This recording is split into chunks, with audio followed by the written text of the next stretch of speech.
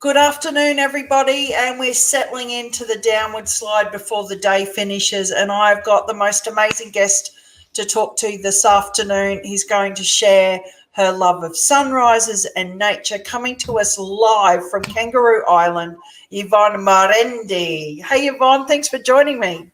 Hi, Annette. Hi, everyone. How you doing? I'm doing really well. I think that you're probably doing really well for all of us. You live in one of the most beautiful places in the world on Kangaroo Island. Can you tell people whereabouts that is for those who are listening in from far away? Sure. Kangaroo Island is the island off South Australia. So it's probably an hour and a half drive from Adelaide, and then there's a ferry, and then you're on beautiful Kangaroo Island, which is very pristine. It's sort of a little bit hard and a bit more expensive to get to, but when you get here, it's just like there's no one here. You've got every beach to yourself, every walk to yourself. It's very isolated, but you're truly engulfed by nature. And it's all about, wildlife, birds. We've got echidnas that walk past the driveway. We've got glossy blacks that fly overhead, flapping their red underwings, and goannas and wallabies, you name it. It's all sort of here. It's great. How magic. So how long have you lived there for? Probably in this house, probably 7 years. Yeah. Oh, I'm a little bit jealous, I think. That sounds absolutely magic. So, like, living so far away from civilization, that's obviously a choice for you. What is it about nature and being amongst all of that beauty that keeps you there? Well, that comes down to another obsession beyond sunrises and sunsets. It's photography. So whereas my partner's into fishing, he's obsessed with fishing, I'm into photography. So I'm always looking out, seeing what the light is like. And at the moment, it's just stunning. It's just that golden hour that I call it, probably about an hour before the sun goes down, and you've just got the most magnificent lighting sort of just accentuating, the trees, the branches, the birds flying in. It's just gorgeous. And even like last night, we had, just to see the moon over the water. You're busy doing things, and then it's just like, stop and just have a look. You've got to see this. And the moon was shimmering over the water with the trees. And it's like, wow. Oh, that sounds magic. Do you think that sometimes in the busyness of life, even excuse my son, like breaking things in the cupboard, now he looks upset at me because I've said he was breaking things. Even in the busyness of life, do you think that we sometimes forget to look up and acknowledge the beauty around us? Oh, most definitely, but it's a choice, isn't it? It's a choice, and it's probably a stage of life as well. I mean, I choose to do projects that I'm interested in, and I sort of choose a layback style of living and working. And if I sort of need that rush, I can always go back to Adelaide and enjoy. Well, I used to be able to enjoy the things like theatre and concerts and festivals. Used to. But I thought, okay, if you've got to be in lockdown, in isolation somewhere, well, it might as well be here, because you're engulfed in nature and you can just feel so happy to be alive every day, and just, watch the weather, see the rainbows, the storms roll in, all of that sort of stuff. And it keeps you in a very peaceful sort of sense of being, particularly if you can wake up and see an awesome sunrise. I mean, how good is that day going to be if that's how you started it? Absolutely. Now, you said one of your obsessions is sunrises, another one is sunsets. So, do you get up for every sunrise? Well, yeah, because the sun's in my face as it comes up, and I sort of wake up normally, pretty early. It doesn't have to be that early at the moment because it's like 7 o'clock the sun was coming up here in South Australia.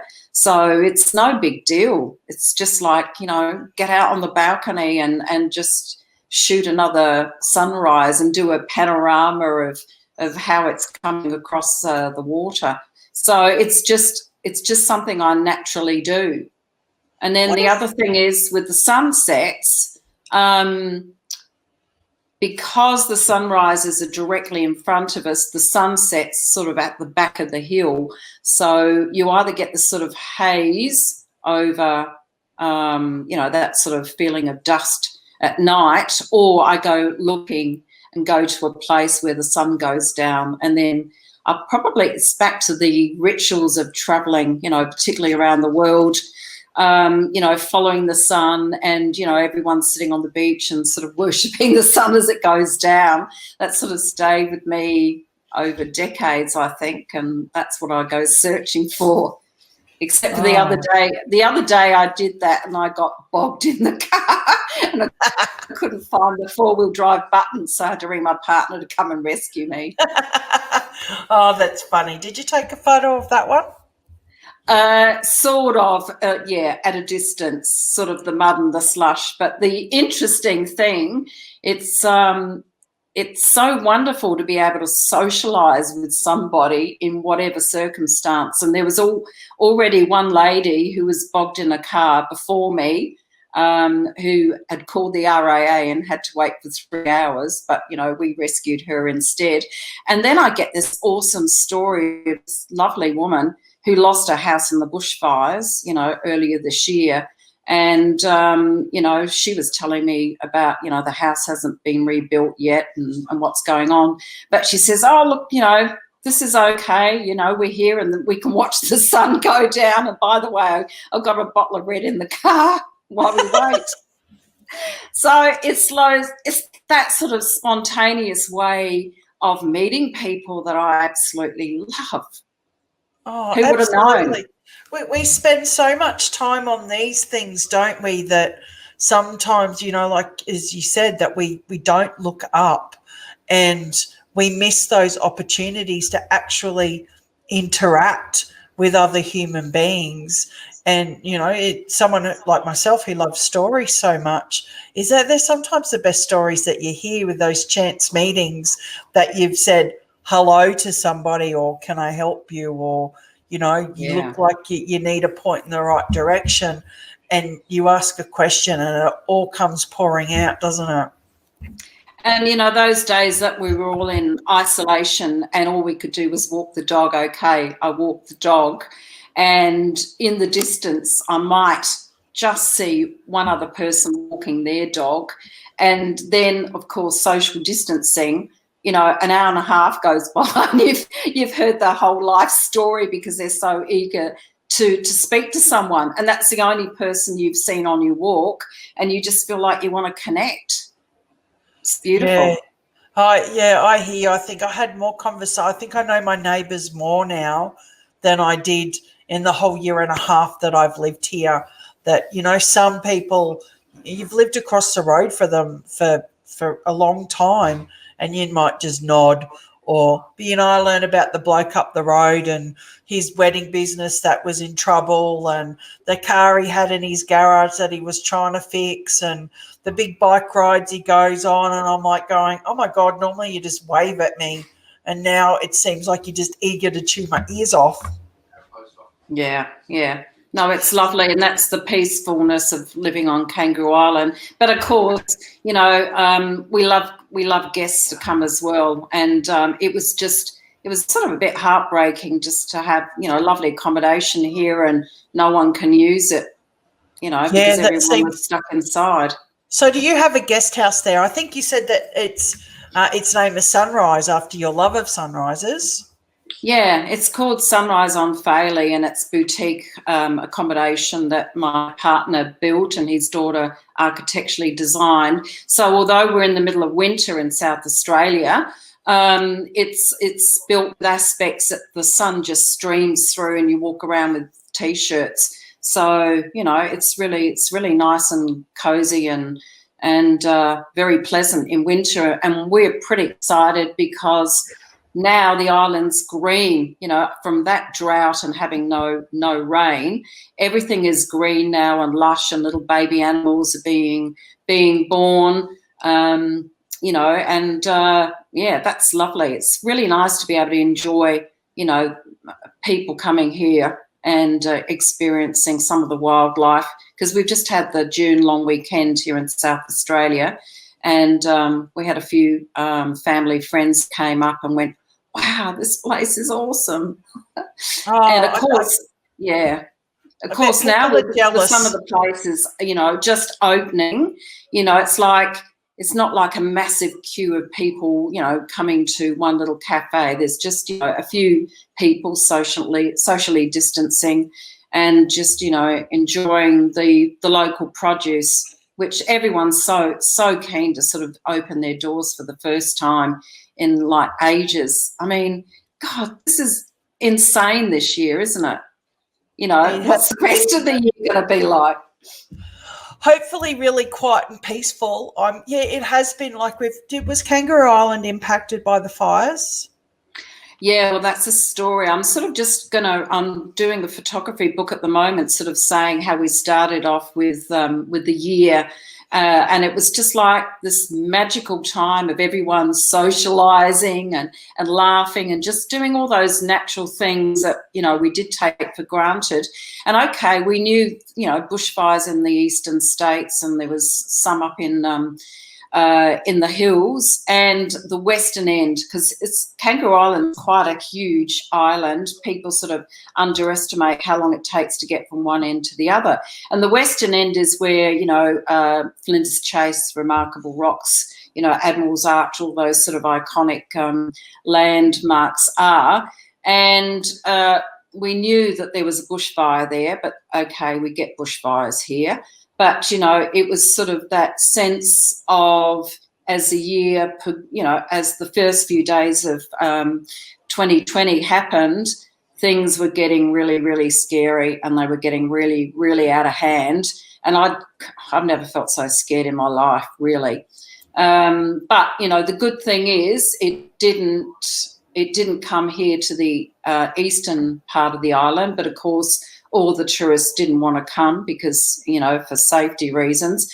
But it's, that fear of the unknown of, do you leave, do you evacuate, what's going to happen, and, the smoke in the air, and just, that sense of the unknown and how long is it going to go. So that was pretty scary. And then, of course, we had the COVID virus that sort of came. And then just after we were encouraging Australians to come and support those bushfire areas all over, the eastern states and here. And that was great because, they were wonderful, just supporting us. Then we had the virus come, and then that impacts everybody. So everyone's feeling it. And just total lockdown. And of course now we got really excited when, some South Australians, came over on the ferry and decided to sort of come and explore when perhaps they hadn't before. So, I mean, they can't go overseas, we can't go overseas, but we can explore our own backyard. And it's pretty awesome, even in winter. Yeah, so if people make your booking, Kangaroo Island, now you know somebody there. You can say, hey, I saw you on Obsessed With, and I want to come and see a sunrise. So, we'd love to see everybody, and, as the border restrictions ease and, when we're all sensible, it's a good place to come and be very peaceful with nature. So what type of people do you get who normally come and stay with you? Like before coronavirus, was it people who were interested in immersing in nature, or just people on holidays? We had a whole mix of everybody. We had a lot of Chinese, Asians. We had a lot of Europeans, Americans. people from everywhere, and, you know, sort of tourists that just wanted to sort of spend a couple of days here, but then other people that wanted to spend a lot longer. And of course, the longer that you're here, the more sense of being a local, hanging out with locals that you kind of get. And it's, you know, they just love the fact that there's hardly any people around. It's they can just quietly go and walk on a beach and like there's nobody there, and just, you know, sort of take ownership of it themselves. And the fishing, you know, it's there's no crowds on the boat ramps. It's just, you know, you go out in the water and you catch massive King George whiting, which we're having for tea tonight. Stop it. With a neighbour for a birthday. Stop it. 50 centimetre King George whiting. And honestly, just to have, you know, fish that was caught an hour before swimming in the sea, there's nothing like it. It's, you know, that connection with nature and the food chain and all of that, you know, yeah, it's that's really, really special. So, and then, of course, when the internationals went, then we had people, you know, from all over Australia coming, a lot of Queenslanders, because there's a real contrast, you know, in the landscape and the weather. And a lot of unusual animals that aren't seen anywhere else, because we're, you know, an isolated island. And I mean, you can only get here by ferry or flights. I think they're starting to do a few more flights. But we've, you know, got one sort of limited ferry service. So it's sort of quite pristine, quite elitist in that sort of respect. But, you know, you get less people here and you can enjoy it more if you want, you know, a quiet time. And I live in a small community called American River, and it's a lovely little, you know, we do boating, yachting, kayaking, all that sort of stuff, and there's a really nice sense of community here, of everyone looking after each other. And you know, when guests come, we say, well, come and sit at our table. You know, we're going out to a Thai place or a oyster place. You know, come and sit on, you know, our table and tell us about your adventures. You know, we just love to enjoy that experience with them as well. Or, you know, depending on the guests, if they just want to be left on their own, you just get that sense that that's what they want. So then we just, you know, give them peace and quiet and say, look, you know, if you need a hand, we're just, you know, on the premises, you know, we'll come down and sort out whatever the problem is, you know, which is rare, but it's comforting. Pack my bag. I'll be there in a little while. Because should come on down. Amazing. I mean, I live on the Gold Coast and it's nice, you know, like I'm 2 minutes from the beach. I can go and walk up and down, but there's always people around. And it's interesting thinking about that after being isolated for so long, that I'm still thinking how beautiful to be able to just go and immerse in nature and breathe the fresh air and see the echidnas. And like, I don't think I've ever seen one live. And I can imagine the appeal for people internationally, like even people who live in a city and have never gone into the bush, to be able to see creatures that they've only ever seen in zoos. So you said before that you've got creatures on the island that you don't get anywhere else. What type of creatures are they? What would we expect to see when you take us for a drive? Well, there's like I think they call them Rosendale goannas. So they're quite unusual. And the glossy black, I should tell you about the glossy black cockatoos, because a lot of them were lost in the bushfires, but they've sort of migrated down here a bit. And someone was telling me the other day that these, they're like galahs or you know, parrots, but they only have one offspring each time, and you know, the parents look after them for quite a period of time before they leave the nest, and then the parents boot them out for the next one coming along. And we got pretty excited because just around here in American River there was 5 new glossy black spawn around, in January time. And people have been donating money to sort of make nesting boxes for them in the trees, and which is lovely. And the wallabies and the kangaroos are sort of different here as well. But what I was going to say before is there are no traffic lights on the island. Get out and of we town. love it. Every time when we go to Adelaide, it's like, a traffic light. Oh, No traffic lights. And when a car goes down the street, we usually know who the person is. Just and by the sound of every their car that car. goes past, you wave to them, because that's what you do in KI. Oh, yeah, it doesn't happen very often.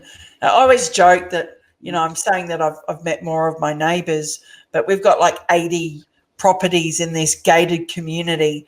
And I always think gated community is such an oxymoron, because there's people, when you were younger and you'd drive and you'd wave your hand and you'd say hi to people. I do that, and people kind of look at you like you're a weirdo that you're saying hello to them.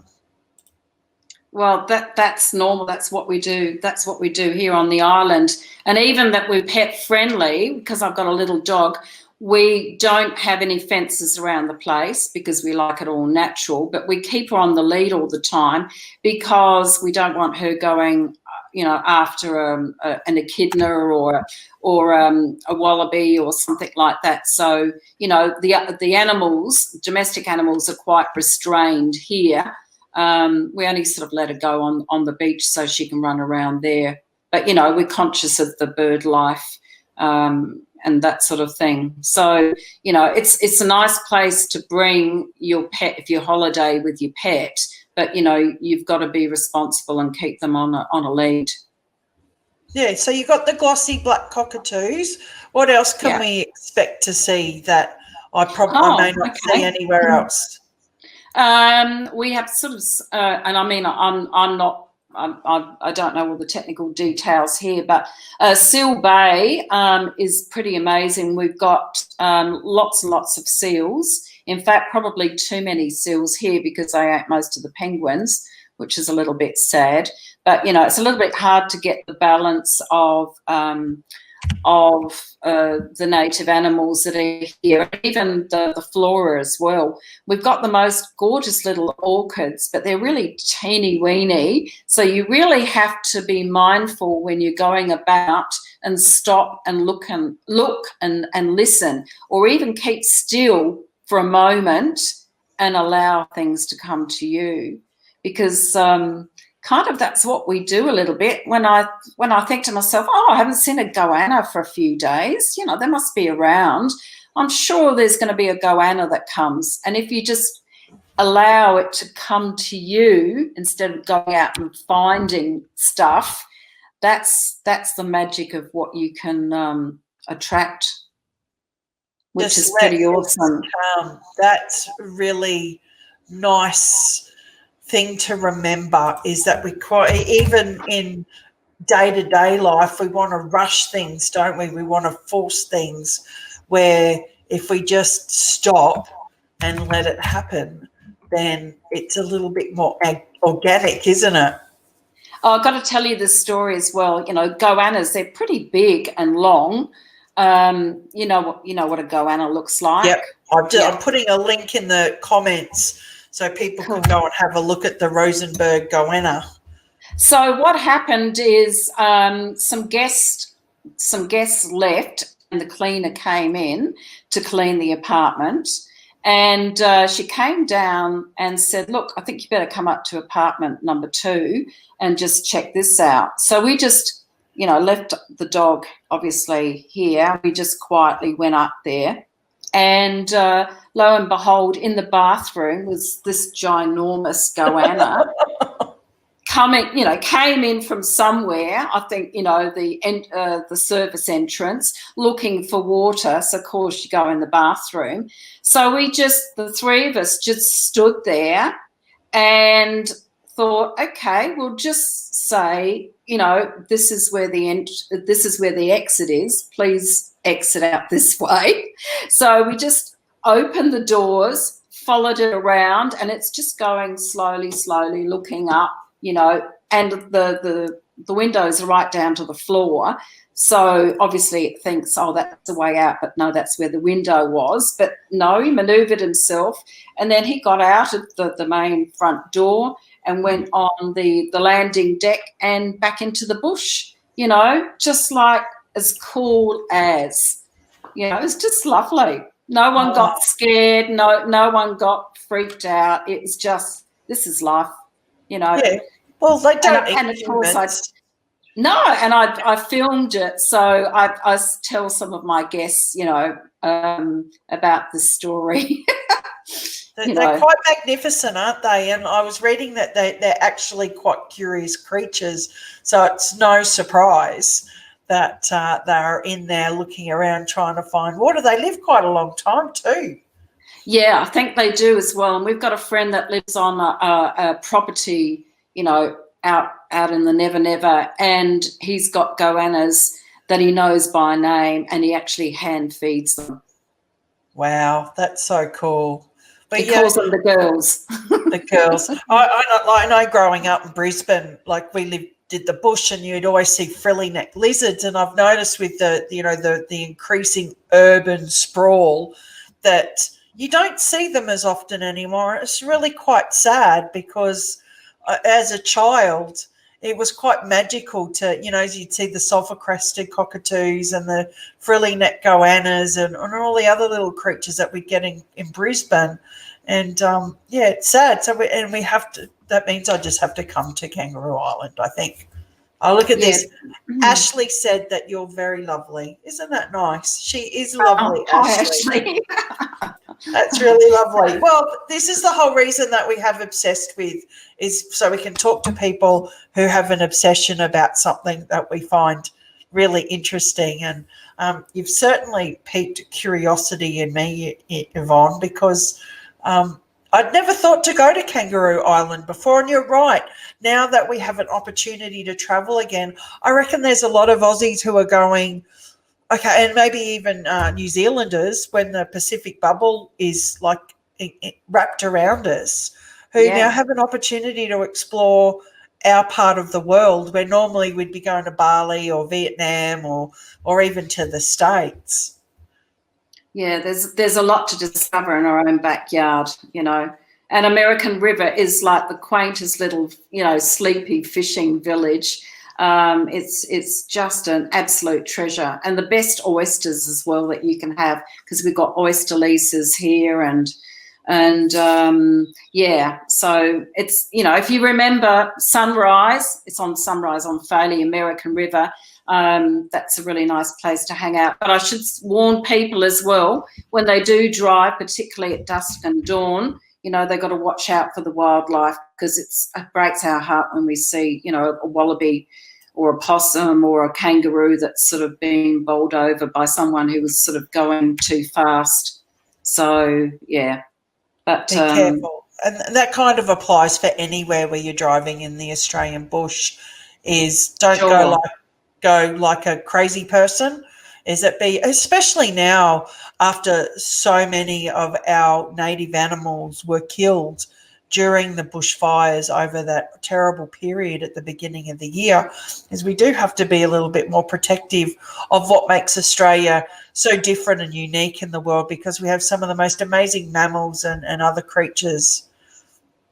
Yeah, absolutely. But I think we're all a bit more aware of that, because we've had time to think about it and really appreciate what we do have. And obviously with the devastation of the bushfires in the western part of the island, a lot of the wildlife that survived has moved here to the eastern end.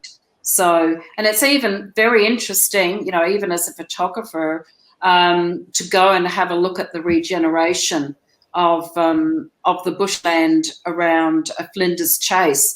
And people have been saying it's very limited access at the moment to these areas, but they were saying that you could actually see this expanse of land going out to the sea now, whereas before there was so much vegetation that you couldn't see the wood for the trees, basically, because there was so much vegetation. So, you know, there are some blessings in horrific times of, you know, regeneration and what's coming back. And it's quite beautiful to see the contrast, you know, of the blackened soil and, you know, regeneration of new shoots coming through, you know, in its own unique way, which, you know, the vegetation here is different from, you know, the eastern states. But it's quite fascinating. So then you can be quite comfortably accommodated in the eastern part and then just go out for day trips and explore.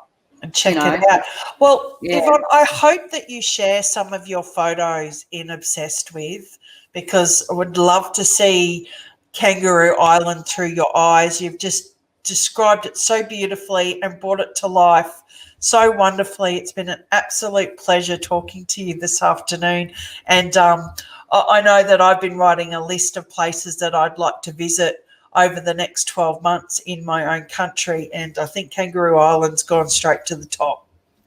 I'd love to show you around the island. You'd I'd have love an to awesome be. time. So lovely catching up with you, Annette. And Really you is. too. Thank you so much. Enjoy your whiting. I'll go out and see the sunset now. Yeah. See you. Bye, everyone.